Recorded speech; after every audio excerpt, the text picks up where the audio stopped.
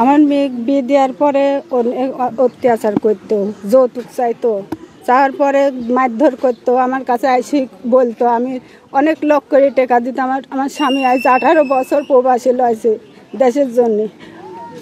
ওই লোক করে টাকা দিতাম, আবার কিছুদিন ভালো থাকতো, আবার টাকা দিতাম, আবার কইতো যে দোকানে মাল তুলবো, এরকম টাকা নিয়ে আবার টাকা দিতাম। আবার এর মধ্যে আবার শুনি যে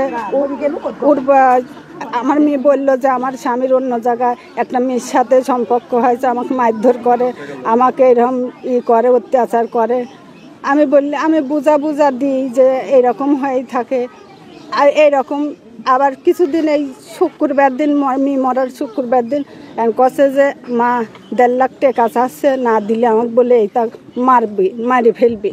তাই আমি তাকে ডাকি, সেরে আমি নিজে দুইজনকে বুঝাবুঝি দিলাম যে তোমার শ্বশুর টাকা দিক, আমি দেবো না। তাই কয়ে দিলাম, দিয়ে পরের দিনই এরকম আমার সাথে আমার একটা সময় মেয়ে কথা বললো যে সেই মারধর করতেছে। মেয়ে নাকি মারা গেছে। আমরা তখনই তার বাসায় যাই দেখি যে মেয়ে নাই। হাসপাতালে গেলাম, হাসপাতালে যাই দেখছে বারান্দায় রেখে তারা পালায় গেছে। তারপরে আমরা থানায় আসি, থানায় এসে আমরা দেখি যে ওরা নাই, পালায় গেছে। থানায় মেয়েকে যাই হোক আইসি রুমে আটকাইছে। তারপরে মেয়ে হচ্ছে থানাতে মামলা দিয়েছে। মামলাটা ওরা নাকি মনে কয় যে মেয়ে আত্মহত্যা করেছে, কিন্তু আমরা দেখছি না। মেয়ের গায়ে ভিতরে আমি ঢুকি দেখি, আমার সাথে আরো 2 জন ছিল, যে মেয়ের গায়ে একটা বাম হাত, এই হাতটা ভাঙা, আর এই সাইড দিয়ে মারেছে, অনেক মারেছে, মানে সেটা হচ্ছে চিহ্ন আছে। এই জন্য আমরা অনেক বিচার চাই। আর তারপরেও উনি থানার দারোগা নাকি বললো যে আমি ছবি তুলবো, আপনাদের ছবি তুলতে আমি ছবি আপনাদের দিয়ে দেবো, কিন্তু তারপরে আমার ছবিটা দেয়নি তিনি। এ ঘটনা ঘটা যাবে না।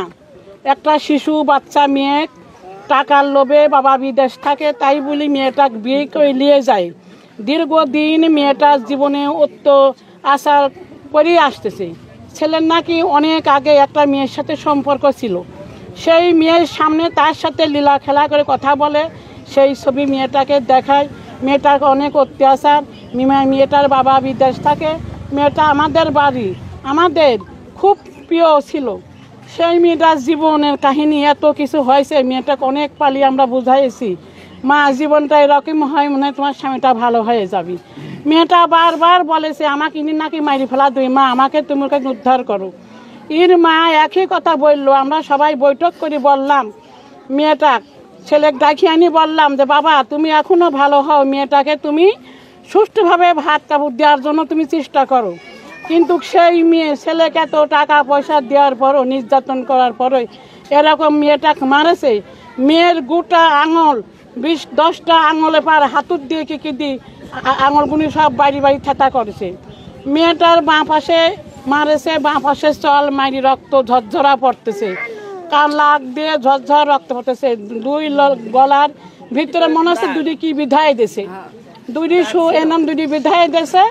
আর মেয়ের এই পাশটা ভাঙি হাতের বাম পাশে উনি কি দিয়ে গোস্ত এরকম উঠাই দিয়েছে। যে আমার এই বোনের বিচারের জন্য সকলকে আমি জানাই, ভাই ও বন্ধুরা, আপনারা সবাই জানেন আমার এই বোনটা কীরকম ছিল। সে খুব ভালো ছিল, তাকে যেভাবে নিরমভাবে হত্যা করেছে এর বিচার আমরা চাই। থানা, পুলিশ, পাবনা সকল থানা ওসিকে আমি জানাই যে বিচার, দ্রুত বিচার হওয়ার দরকার। আজও পর্যন্ত আসামিরা আমাদের হাতের ডাঙ্গা দিয়ে ঘুরে বেড়াচ্ছে, চোখের সুমকি আমাদের ভিতরে দাও দাও করে জ্বলতেছে। আমরা চাই তার বিচার। যদি তার বিচার না হয় তাহলে আমাদের মনটা কি হবে? আপনার যদি বোন হতো, কারোর যদি মা হতো, কারোর যদি কালসীমানা হতো, এভাবে যদি নির্মম হত্যা হতো তাহলে তার বিচার কি হতো আপনারা জানেন। তাই আমাদের বুকের মধ্যে ভরভর করে কাঁপতেছে। দেখেন আমার বোনটা কীভাবে করতেছে, তাকে কীভাবে নির্মমভাবে হত্যা করেছে। বারবার টাকার জন্য, যৌতুকের জন্য বারবার তারা ছুটে আসতো। আমার মামি অনেক টাকা পয়সা দেশে গোপনে, আমার মামা বিদেশ থাকতো, সে কিচ্ছু জানে না।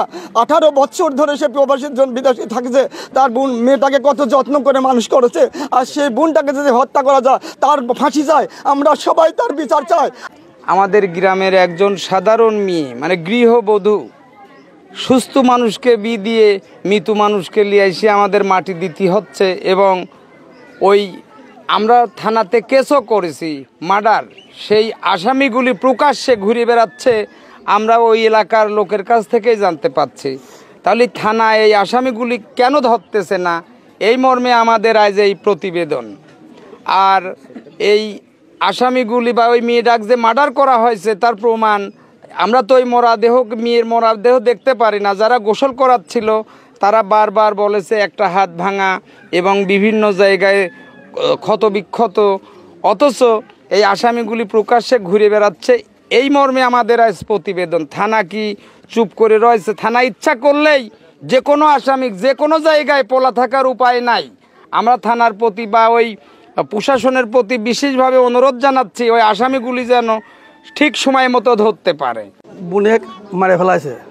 আমি দেশবাসীর কাছে একটা কথাই বলতে চাই যে দেশবাসী, আমি সুষ্ঠু বিচার চাই, যেন এমন বিচার হোক যেন কারো মা বাপের কোল যেন খালি না হয়। এই বিচার দেখে আর কোনো পুরুষ যেন কোনো মহিলাকে খুন না করতে পারে, এমন একটা বিচার চাই।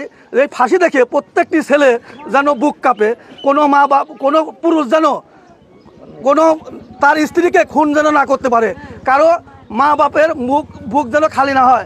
আমার বোন জামা চলে গেছে, আমার মামা মামি জামা কান্না করতেছে।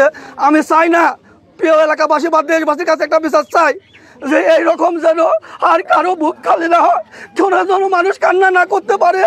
আমি সুষ্ঠু বিচার চাই, তার ফাঁসি চাই।